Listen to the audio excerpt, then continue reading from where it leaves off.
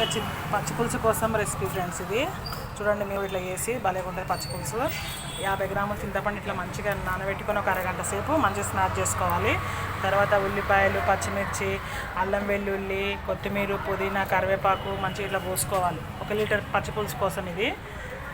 దాంట్లో మీరు ఈ మటుకు పసుపు, నా చెంచాల కొలతలు చేయితోనే వేస్తాను నేను. ఇంత కారం, రుచికి సరిపడా ఎవరు ఎట్లా తింటే అట్లా, ఇంత ఉప్పు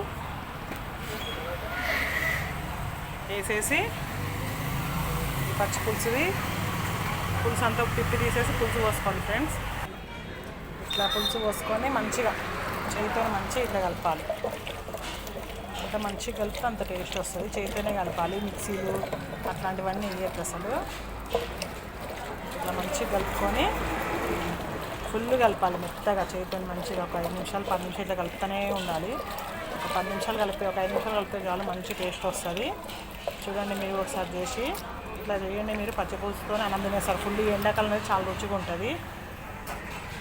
ఇట్లా ఫుల్ వాటర్ వేసుకోవాలి. నేను ఒక 5 నిమిషాలు కలిపాను, మీరు కూడా కలపండి, మంచిగా ఉంటుంది టేస్ట్. ఫుల్ వాటర్ వేసేసుకొని తాలింపు వేయడమే. తాలింపు వేసినాక చూపిస్తాను. ఇదేమో సాంబార్ కావాలంటే రేపు ఎట్లా చేస్తానో ఫస్ట్ నుంచి పెడతాను ఫ్రెండ్స్. మీరు కూడా చూడండి. మునక్కాయల సాంబార్, ముక్కల సాంబార్ చాలా టేస్ట్గా ఉంటుంది. ఓకేనా? మంచిగా పచ్చి పులుసుకి పైన కొద్దిగా నూనె ఎక్కువ ఉంటేనే బాగుంటుంది. నూనె కనీసం ఒక 3 స్పూన్ల నూనె పోసుకోవాలి. మా దగ్గరకి ఇవాళ ఆవాలు లేదు ఫ్రెండ్స్. నేనైతే జీలకర్రనే వేసాను.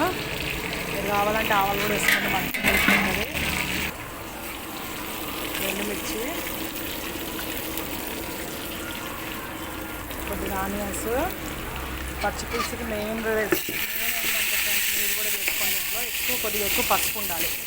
కంపల్సరీగా పసుపు ఉంటే మంచి టేస్ట్ వస్తుంది, మళ్ళీ కలర్ఫుల్ కూడా ఉంటుంది.